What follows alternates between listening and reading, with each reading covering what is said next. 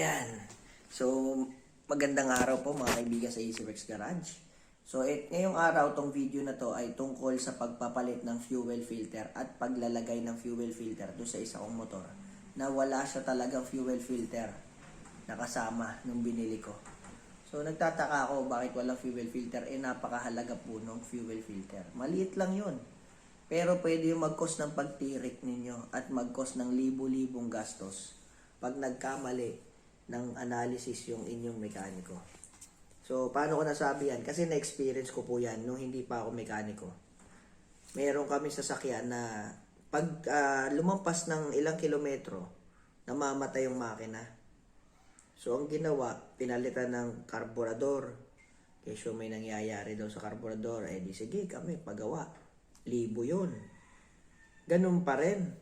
So, pinalitan ng distributor. Sabi daw, yung kuryente daw, humihina, ganyan-ganyan. Di sige, kami naman, di naman din kami mekaniko. Palit. Tumitirik pa din. Pinalitan ng ignition coil. Kasi bukod yung distributor, bukod yung ignition coil doon sa sasakyan na yun. Aba, tumitirik pa din mga kaibigan. Grabe. Tapos kahuli-hulihan, ako rin yung nakadiscover. Meron pala siyang fuel filter doon sa loob ng tangke, yung strainer. Bukod yung filter doon sa engine bay, bukod yung filter doon sa loob ng tangke. So nung pinalitan yung, tinanggal ko yung parang medyas doon sa may tangke, aba hindi na tumirik. Paano ko nalaman na nandun ang problema sa tangke? Medyo bata pa ako, na high school lang ako noon. Hindi pa ako mekaniko noon. Nakikialam lang ako sa makina. Nilagay ko yung gasolina sa bote ng 1.5. Tapos sabi ko, daddy, testingin natin dyan sa Paseo. Tignan natin kung titirik. Kasi yon usually, pag yung Kabuyaw, papuntang Eton City, doon tumitirik na sa Greenfield. Di tinest drive namin. Total, mahilig kami magpaseo noon. Wala pang Nuvali nung time na yon. Paseo pa lang ang uso dito. So, tinesting namin, nakalagay sa 1.5 na bote yung gasolina. Hindi muna namin sa tangke kinonekta at hindi tumirik. Sabi ko ba, solve na yung problema, daddy. Tangke yung problema natin. Sabi, pinadrain ko na yan. Malinis na yung tangke. Yung pala, yung tangke, na-drain mo, pero hindi mo nasaid. Tapos, yung strainer, kahit na-drain mo, nakakapit na yung dumi doon sa pinaka-filter, yung parang medyas. Kaya na-drain mo nga yung gasolina at konting dumi, pero yung medyas niya, yung pinaka-strainer, doon sa tangke, madumi na. Kasi sa sobrang tanda na nung kotse, hindi na bumibitaw yung kalawang tsaka yung dumi. So, nangyayari, pag umandar, sisip-sipin yung dumi, mapupuno yung pinaka-medyas, at tawag dito, titirik. Pagpatay mo ng makina, makakapahinga, bababa yung ibang dumi, aandar na naman. So, ganyan din yung nangyari dun sa aking Toyota Corolla dati. Meron akong buyer ng Toyota Corolla DX na i-deliver ko sa SM North. Taga Mamatid ako nun, sabi ko. Aabot po to dyan. Di sige. First time ko yun na itakbo ng malayo. Ganoon din nangyari. Pagdating ng Alabang, yung paakyat, tumirik. Di nilagyan ko ngayon yung gasolina, yung karburador. Sinalina ko doon sa butas para umandar. Kasi nakita ko natuyuan di andar. Pagkatapos ng ilang kilometro, tirik na naman. Sabi ko, patay tayo. Hindi mabebenta to. Pag ganito, nakakahiya. Ayun na nga nangyari mga kaibigan. Sa gitna ng EDSA, tumirik at talaga nakakahiya. Kung naabutan kami ng towing, yari na. Libo-libong problema na naman dahil lang din dun sa filter. Kaya mag-ingat po tayo sa pagpapalit ng parts. Mag-umpisa tayo lagi sa basic mga kaibigan. Wag po kayo bigla-biglang bibili ng mga major parts. Check nyo muna yung pinakamura. Lalo kung never nyo pa napalitan. Kaya kung mapapansin nyo sa comment section, pag may mga nagko-comment na tumitirik, humihina yung hatak, pag medyo malayo yung takbo, tapos namamatayan, no? Yan. Lagi kong tinatanong sa comment section, napalitan nyo na po ba yung fuel filter?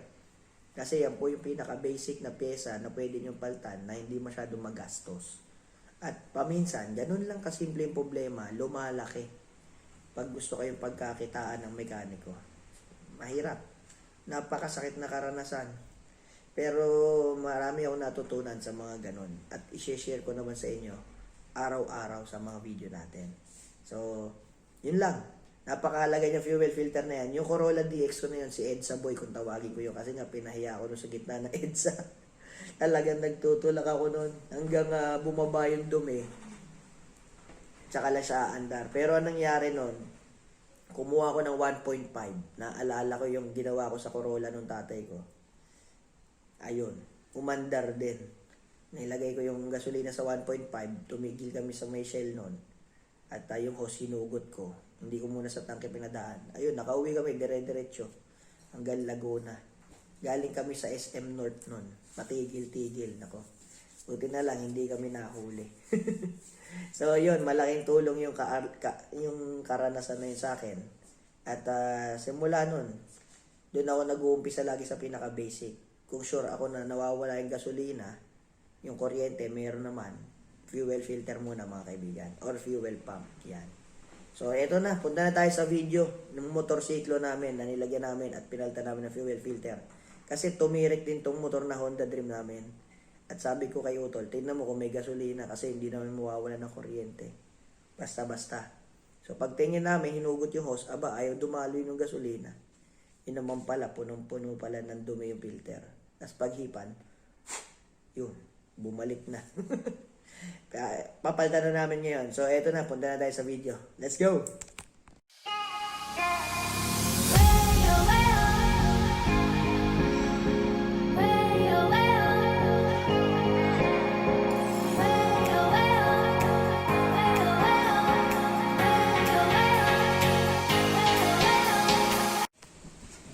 Okay, magpapalit tayo ng fuel filter ngayon.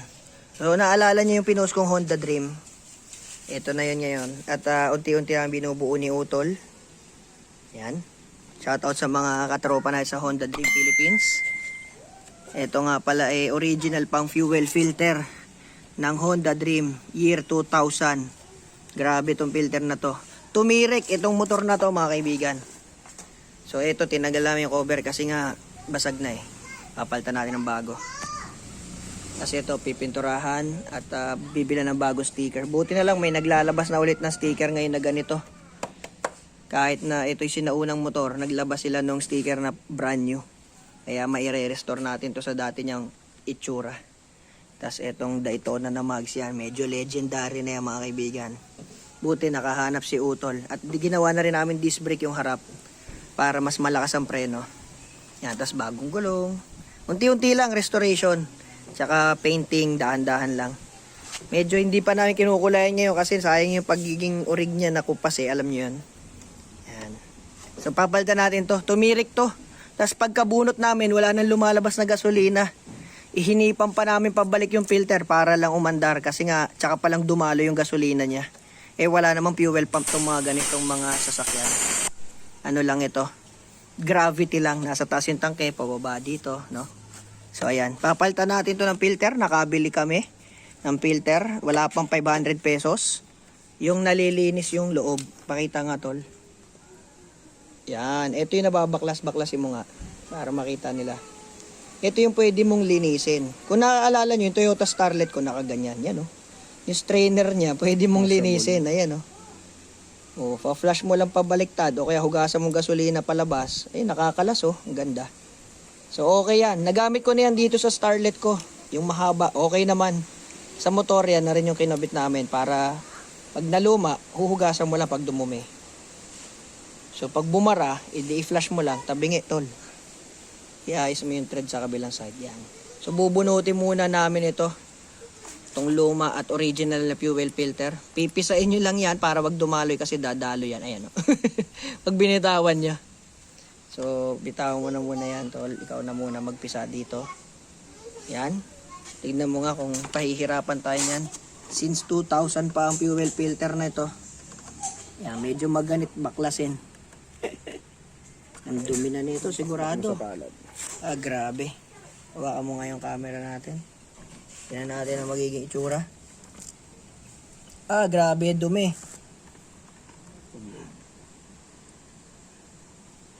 Ayan, oh.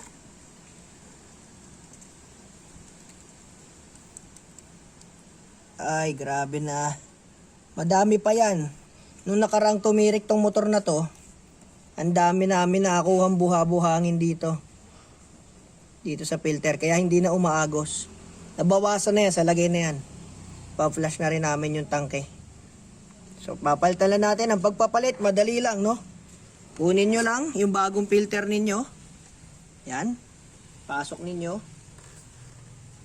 sa lumang hose. Oh, yeah. Kasi may bakal. Sige, bitaw. Nadali yun. Kaya yan. Yaon. O, pagka ganyan, hawakan nyo lang ulit dito para wag dumaloy, no? Yung hose na luma, ilipat ninyo.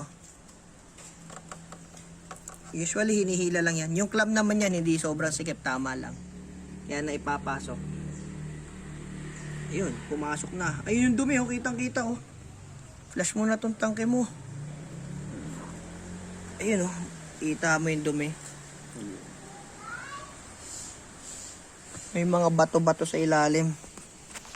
Yan ang maganda sa filter na to. Wala pang 500 pesos. Kitang-kita mo yung mga bato-bato. Ayan, oh. Sige. Kabit muna natin. Yan. Palitan na rin natin tong hose mo. Matandaan na to.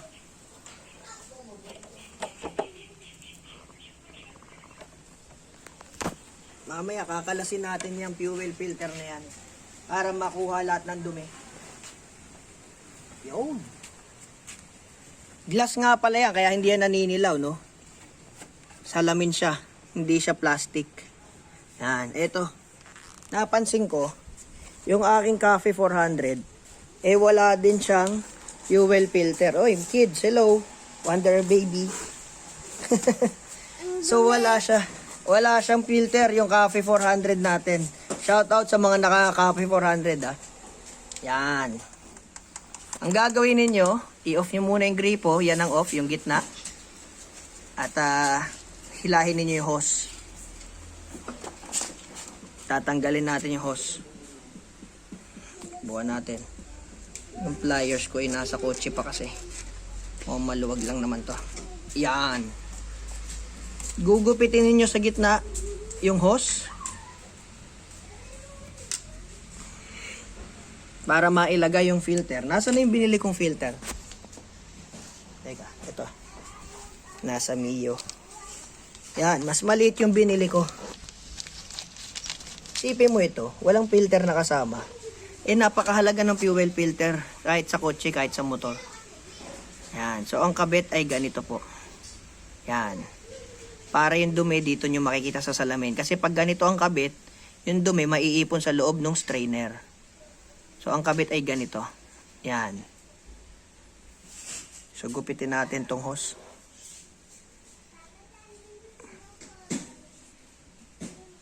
One hand technique na naman tayo mga kaibigan. Dahil si Utol ay nawala. Tol! Tulong. Pakigupit nga yan.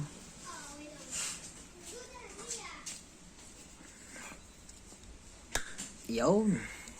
Yan. So, pag ganyan, naputol mo na, pakikabit nga yung ating filter. Yan, yan. Mamaya, bumili tayo ng clamp sa motor shop. Pero, maganit din naman eh. Hindi na malakas ang pressure niyan. Nanlalaban, sir. Kahit walang clamp, katalo na. Yun, oh. Napakaganit. Okay, ito isa. Kabila, baliktad. Yan. Rest lang pala. Yun, kahit walang clamp. Okay, pero lalagyan natin yan ng clamp mamaya. Sige, kinakamay ko lang yan. Madali naman ipasok. Yun, oh. Ito, yan mo. Ayan. So, ganyan ang itsura niya. Pwede nyo pang putulan, depende sa gusto nyo. Pero mas gusto ko yung medyo mahaba. Kasi para kung sakaling emergency, magka-leak o ano man, pwede ko pang putulan yung hose. O baka may matulungan pa yung ibang tao pag mayroon nabitin sa hose. Buksan natin. Ayun, oh. Ayun, dumaloy na. Wah. Ayos na ayos ah.